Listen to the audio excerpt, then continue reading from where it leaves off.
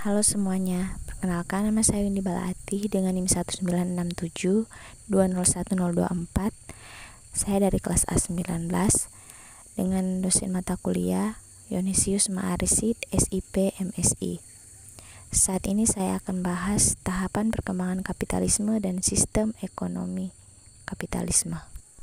Saat ini kita akan bahas tahapan perkembangan kapitalisme. Menurut Dudley Dillard, sejarah kapitalisme melewati 3 tahapan fase, yaitu kapitalisme awal, kapitalisme klasik, dan kapitalisme lanjut.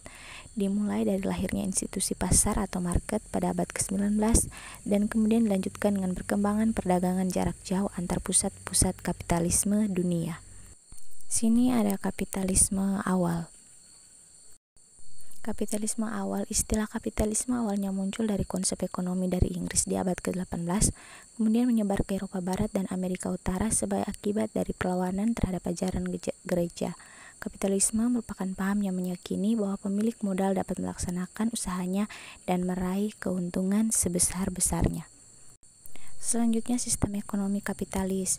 Di sini merupakan salah satu sistem ekonomi yang paling populer dan kontroversial. Sistem ini lahir dari hasil pemikiran dari ekonomi klasik, di mana sistem ekonomi kapitalis memiliki ciri utama yaitu hak milik privat atas semua alat produksi dan juga distribusi. Hal tersebut dimanfaatkan untuk mendapat laba atau keuntungan sebanyak-banyaknya. Sistem ekonomi kapitalis adalah sebuah sistem ekonomi yang memberikan kebebasan kepada masyarakatnya untuk mengatur ekonomi mereka masing-masing sesuai dengan yang mereka inginkan dan butuhkan, sehingga dapat dikatakan bahwa sistem ekonomi kapitalis merupakan kebalikan dari sistem ekonomi komando atau terpusat. Selanjutnya, menurut Adam Smith, di sini dia menyatakan bahwa sistem ekonomi kapitalis merupakan suatu sistem yang dapat membuat sebuah kesejahteraan di dalam masyarakat, sebab pemerintah tidak melakukan campur tangan terhadap kebijakan ataupun mekanisme pasar yang ada. Selanjutnya, ciri-ciri sistem ekonomi kapitalis. Di sini saya hanya mengambil 3 ciri-ciri saja, yaitu yang pertama, mementingkan diri sendiri. Setiap orang mempunyai kebebasan untuk bersaing dalam bisnis dengan menggunakan metode-metode guna mendapat laba yang tinggi. Dalam hal ini, semua kegiatan ekonomi dan sosial dilakukan untuk kepentingan tiap individu.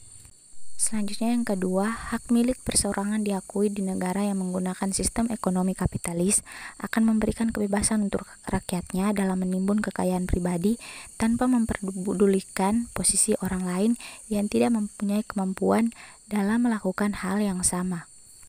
Selanjutnya ketiga, kebebasan penuh terhadap semua kegiatan ekonomi. Sistem ekonomi ini memberikan kebebasan secara penuh kepada masyarakatnya dalam melakukan segala kegiatan ekonomi.